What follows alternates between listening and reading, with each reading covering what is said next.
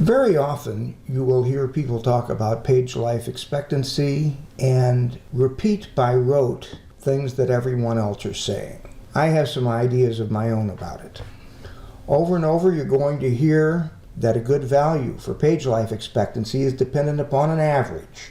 Page life expectancy is under the SQL Server Buffer Manager object in Performance Monitor. I always heard that 500 seconds was a good average. I've also seen 300 seconds. As I prepare for this presentation, I really see that 300 seconds is more prevalent. In my experience, this is inadequate and reflects an inadequate understanding of what this counter is showing. I'm going to suggest that the shape of the graph in Performance Monitor is every bit as important, perhaps more important, as the average value for page life expectancy. We'll be looking at a graph shortly that shows page life expectancy and some other counters that we can correlate this counter with. As a little background, we have to remember that data pages on disk are not directly manipulated there. First they're read into memory, and then read to satisfy a query, possibly updated still in memory. They are then written back to disk, usually at a checkpoint, which occurs about once a minute. It is configurable. But in this period between the time of the modification of the data and writing back to disk, the data page is said to be dirty. If there's too much data to be written back at checkpoints, or a dirty page is about to be invalidated or overwritten, the lazy writer thread can write the dirty data back to disk before the next checkpoint occurs.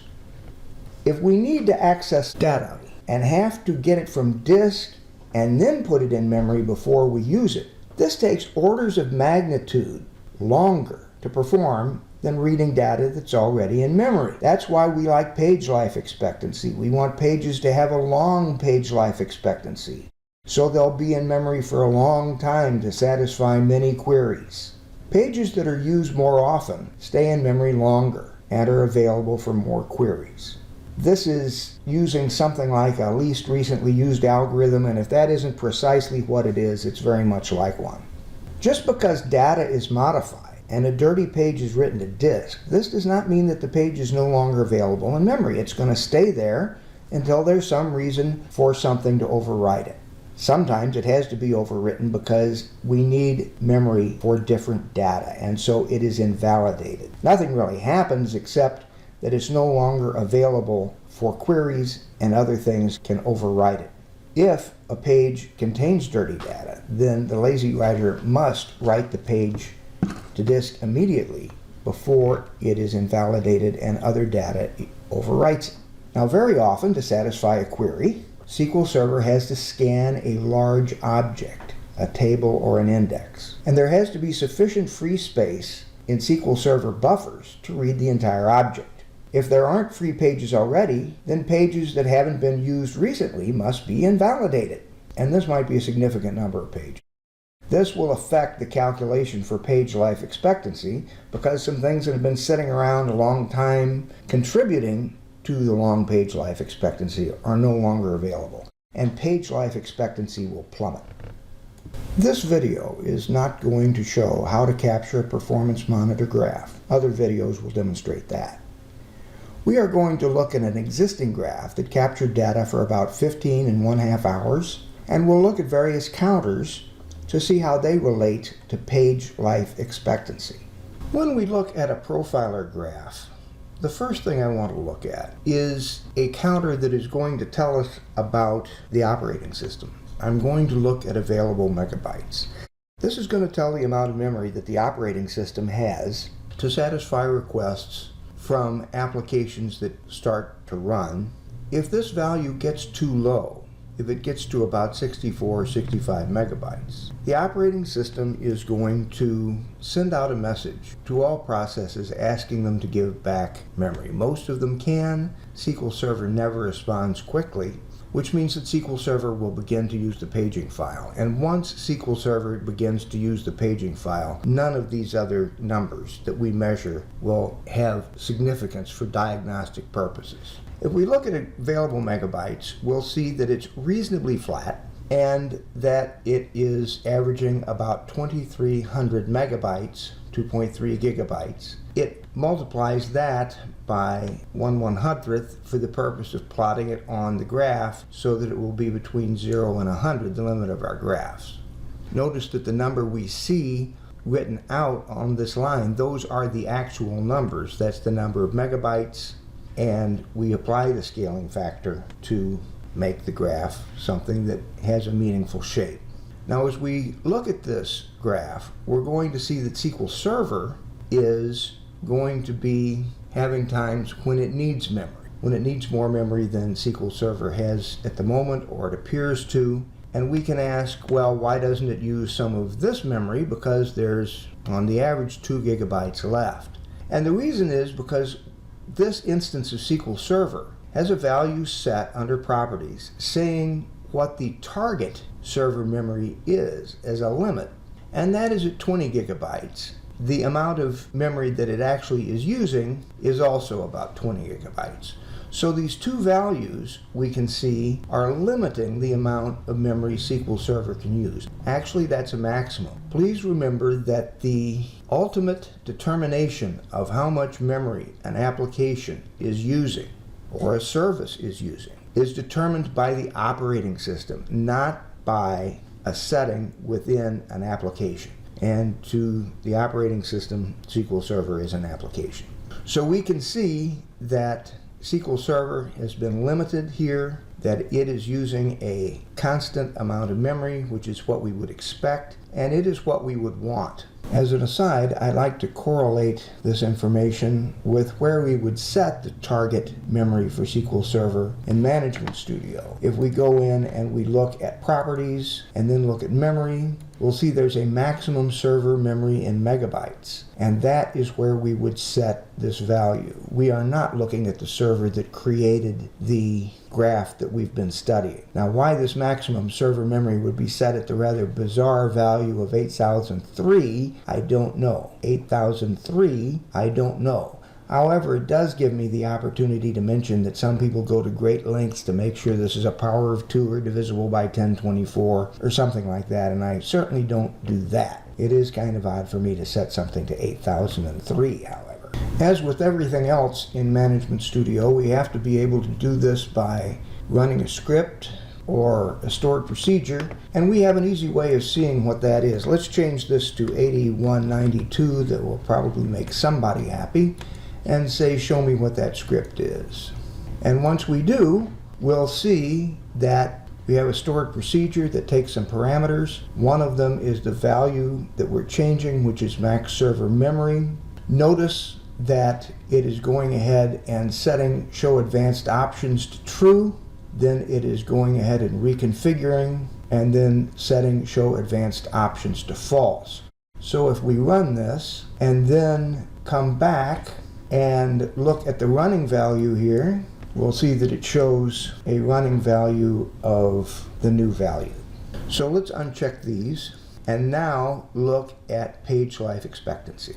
As we've discussed, page life expectancy is a calculated number that actually changes from moment to moment that tells how long a page is going to stay in memory before it will be aged out or before it can be overwritten for data that is needed to be pulled into memory.